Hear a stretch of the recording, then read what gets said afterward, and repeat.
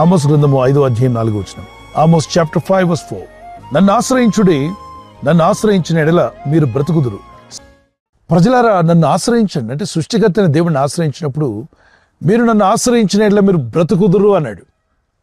ఆయనను ఆశ్రయించడం వల్ల జీవము కలిగి ఉంటామా? ఎస్. జీవాధిపతి ఆయనే, జీవము ఆయన ఇవ్వగా మనం పొందుకున్నాం. ఆదికాండం 2:7 నరుని సృష్టించిన విధానాన్ని చూస్తే మట్టి నుండి మానవ దేహాన్ని నిర్మించాడు. ఆయన చేతులతో నిర్మించిన ఈ మట్టి బొమ్మకు ఆయన జీవాత్మను ఊదినప్పుడు నరుడు జీవాత్మై నడుచుట ప్రారంభించాడు. ఈరోజు మీలో కానీ నాలో కానీ ప్రపంచంలో ఉన్న ప్రతి మనిషిలో ఉన్న ఆత్మ అది దేవునికి సంబంధించింది. అది దేవుని వద్దకు వెళ్లాల్సిందే. ప్రసంగి 12:7 మన్నైనది మట్టికి చేరగా ఆత్మ తను అనుగ్రహించిన దేవుని వద్దకు చేరుతుందన్నాడు. ఆత్మ అనగా మనలో ఉన్న ఆత్మ. ఈరోజు నేను మాట్లాడుతున్నానే, ఈరోజు మీరు వింటున్నారే, మానవుల్లో దేవుడు పెట్టిన నరుని ఆత్మ ఇది మరలా తిరిగి దేవుని వద్దకే వెళ్ళాలి. గనుకనే ఈ లోకంలో జీవిస్తున్నప్పుడు అనేక రకాలైనటువంటి పరిస్థితులు మనకు ఎదురవుతూ ఉంటాయి. శోధనలు కావచ్చు, శ్రమలు కావచ్చు, అప్పుబాధలు కావచ్చు, ఆర్థిక ఇబ్బందులు కావచ్చు. వీటిని చూసుకొని మనం కృంగిపోతూ బాధపడుతూ దేవుడు నాకేం చేయట్లేదు అసలు ఆలోచన రానివ్వకండి.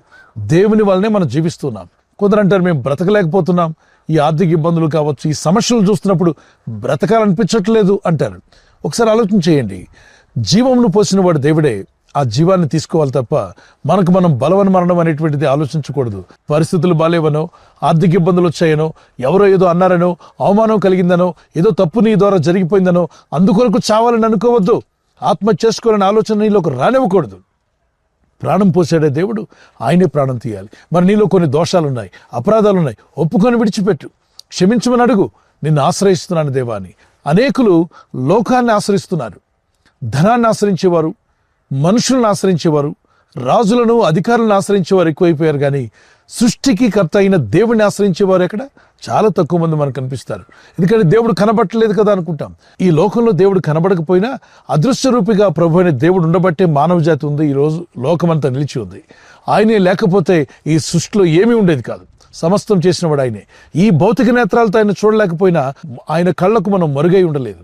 ఆయన చెడ్డవారిని మంచివారిని ఆయన కన్నులు చూస్తున్నాయి. తప్పనిసరిగా ఎవరైతే పశ్చాత్తాపడరో, ఎవరైతే జీవితాన్ని మార్చుకోరో, మనసు మార్చుకోకుండా చెడు మార్గంలో పాప మార్గంలో జీవిస్తూ మరణిస్తారో వారి ఆత్మలకు తీర్పు ఉంటుందట. అది భయంకరమైన తీర్పు. అది పాతాళ అగ్నిగుండం. అగ్ని ఆరదు, పురుగు చావదు. ఆ స్థితికి ఎవరు చేరకుండా అందరూ మారు మనసు పొంది మనసు మార్చుకొని జీవం గల దేవుణ్ణి ఆశ్రయించడం ద్వారా రక్షణ పొందుకుంటాం. 118 మనుషులను నమ్ముకున్నట్టు కంటే యెహోవాను ఆశ్రయించటం మేలు. రాజులను నమ్ముకున్నట్టు కన్నా సృష్టికర్తైన దేవుణ్ణి ఆశ్రయించటం మేలు.